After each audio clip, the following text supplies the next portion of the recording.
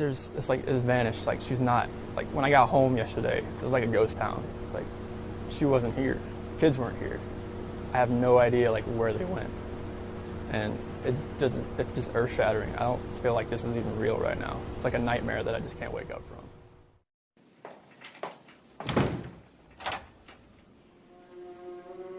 It's sad when a mother has to speak the words that condemn her own son. But I couldn't allow them to believe that I would commit murder. They'll put him away now, as I should have, years ago. He was always bad. And in the end, he intended to tell them I killed those girls and that man. As if I could do anything except just sit and stare, like one of his stuffed birds. Oh, they know I can't even move a finger, and I won't. I'll just sit here and be quiet, just in case they do suspect me. They're probably watching me. Well, let them. Let them see what kind of a person I am.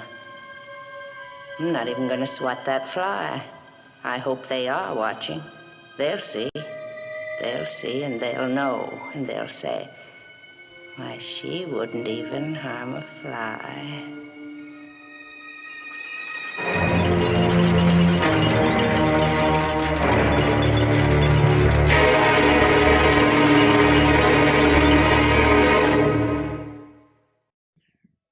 Hi. It's me. I miss your face. I was just calling to say hi. Call me back. Hi. Hi. My name is Chris Watts. I'm doing my communication speech. I'm doing my speech on relationship deterioration and repair. And this is my PowerPoint to help me. Deterioration. The relationship begins to fall apart, crumble, or fail. You have weakening bonds. You get bored of the everyday routine, and you get distractions such as work, hobbies, relationships, no matter how harmless, even at the job. You might meet a new person, and it could strengthen into something else, and could weaken the bond you have with the partner you have. You spend less time with each other, and sometimes you have no time to maintain the relationship. You also begin to view your future with your partner as a negative future. Or when you're just out by yourself, you don't talk at all. You disclose less of your feelings, and you show less affection toward each other. When you have good communication, you show more nonverbal communication, which is the majority of the messages we send, like through gestures, facial expressions, eye contact, the tone of your voice. Do I have a moral obligation to stay in this relationship? And there's many types of forms of communication these days, and it's the most successful groundwork for relationships. Commitment is the degree of commitment affects your relationship. You have two types of deterioration. You have sudden and you have gradual. Sudden would be an example of infidelity. When somebody is not faithful to their partner, the partners realize that the relationship cannot be sustained. Gradual would be if you met somebody at work or a new friendship has occurred, and as it goes on, you see that, okay, maybe this relationship has more potential than the relationship I have with my partner. Hi. It's me. I miss your face. I was just calling to say hi. Call me back. Thank you so much for coming out here with me, Christopher. I'm having a wonderful time. You mean a lot to me, and I'm glad that you're having a blast. I am so out of breath. Guess when you want to, it happens. Hi. It's me. I miss your face. I was just calling to say hi. Call me back. Okay, so the gist of the book is supposed to be, he's going to clue us in on what really happened, the truth. Basically, it just reads as if he expects everyone to believe that he was possessed by a demon and that it came to him in the form of his mother's parents, so his maternal grandparents. So really, I don't know why this was her breakthrough book, because it doesn't shed any light on anything at all. None. Okay, so 65-year-old woman, Cadel, finds God, decides to write to Watts. She uses his newfound spirituality to get approved for a visit. A few visits later, he agrees to giving his testament for a tell-all book.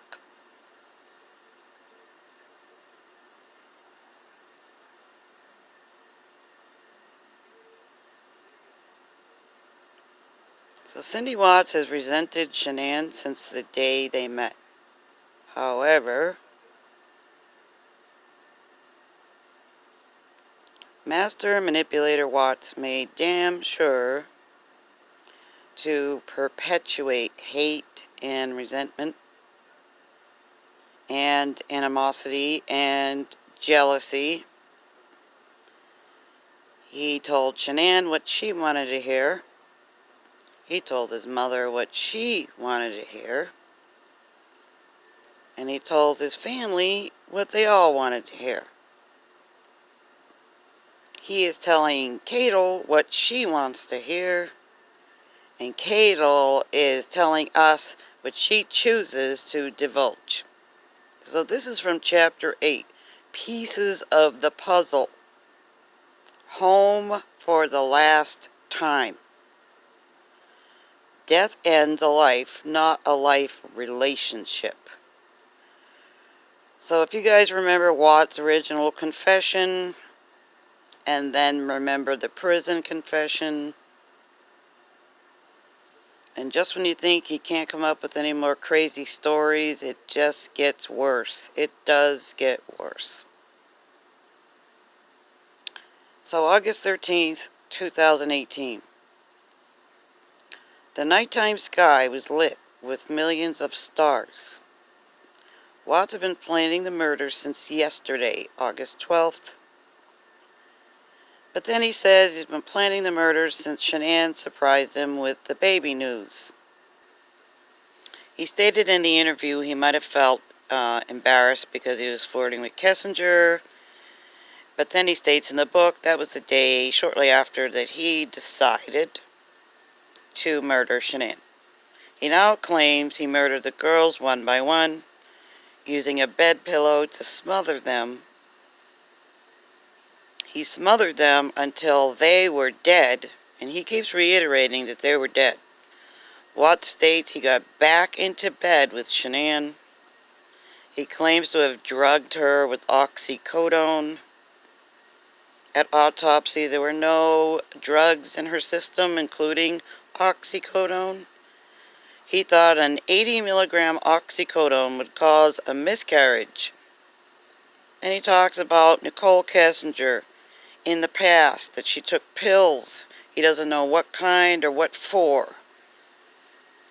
Kessinger has a group of dark friends.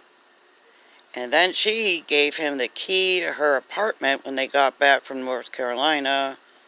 This symbolized her intentions and solidified their future. She was putting more and more pressure on him to leave Shanann. She became furious when he told her he had been trying to have another baby with Shanann. And she was adamant she wanted to give him a son, so it would be one of their firsts together. He claims he told Shanann he was looking for his own apartment.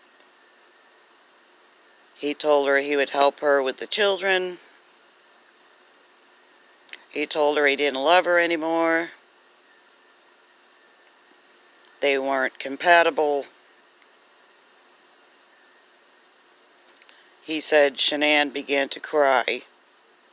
And she still had on her makeup, okay? So then became angry. He claimed she said he'd never see the girls again. At this point, she all of a sudden became groggy because after all, he did drug her again before he strangled her, she didn't fight back because he drugged her. And so that's really unbelievable right there. Didn't he say he only gave her an oxycodone in North Carolina? So I wish that he would just really tell the truth. I don't think he ever will. Watts claims Shanann looked at him and her eyes filled with blood. And she died. He claims she relieved herself and the smell made him sick. I mean, it made him sick. He claims he pressed on her jugular veins to make her pass out first. No. Take sustained pressure and force to strangle someone to death at least 4 to 5 minutes. He claims somehow the girls woke up, both of them. They looked traumatized. He was wrapping Shanann in a bedsheet. He was angry that the girls were alive. To me, Shanann, Bella, Cece, and Nico were like little play toys. He was all done, and he was moving on to the next toy, right? Cassinger. She was everything Shanann was not. According to him, a pill-popping, unstable, unhinged, childish, selfish, sociopathic, mesmerizing soulmate. He claims Cassinger couldn't give him anything that he didn't already have at home. Yeah, it seems like he's going through a midlife crisis at 33. He said Cassinger acted crazy at times. He had to talk her down off the ledge more than a few times. But she valued his opinion. So Cadle states that Cassinger validated his masculinity. He said Shanann and he had fallen into a routine-like rut, and their wedding day was the happiest of his life, though. Shanann took his breath away. He claims Shanann was always exquisitely beautiful. He states her beauty more or less intimidated him. He couldn't be himself around her. So if we understand this correctly, he felt out of his league.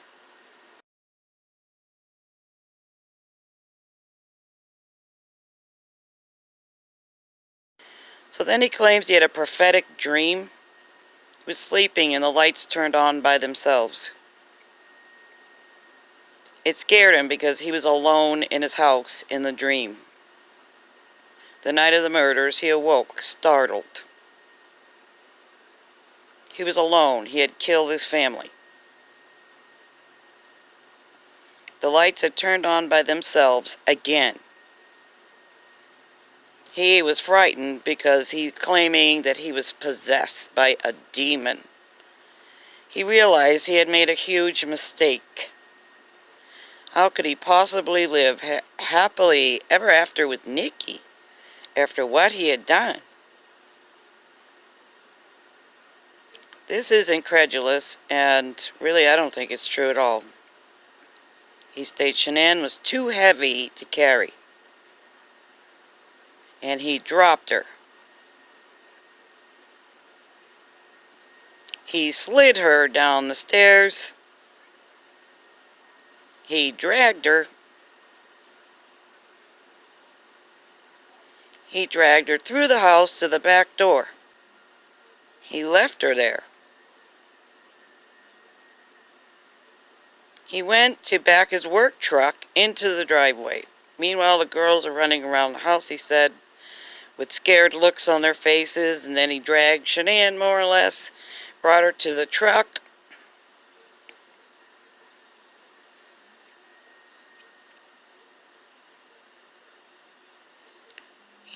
placed her on the floor in the crew cab of his work truck in the back seat. Then he placed black trash bags over her feet and her head because he said the stench was overwhelming. And he went around to the other side of the truck and pulled her inside on the floor between the seats. I don't think it's true because the truck isn't that long or wide enough to fit a pregnant woman on the floor. He said he grabbed a rake and a shovel.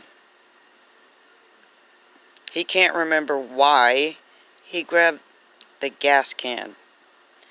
In his prison interview, he said at this point he ran back into the house to grab the sheet that had fallen off of Shanann. He put both girls into the back seat. They were both whimpering. Fact, Bella is just 4 years old and Cece's only 3. In my opinion, both girls would have been beyond terrified, crying, not whimpering, more like screeching, I would say. According to him, they awoke from the dead. Bella actually had 2 black eyes, according to him. We're supposed to believe they didn't make a sound when he put them in the truck.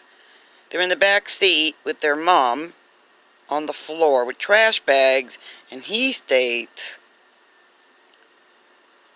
Bella reminds him that they can't go anywhere without their car seats. I mean, a car seat. Seriously? What? What the hell? He claims the stench coming from Shanann was overwhelming. He didn't know whether it was from Shanann relieving herself or the smell of death. Wow.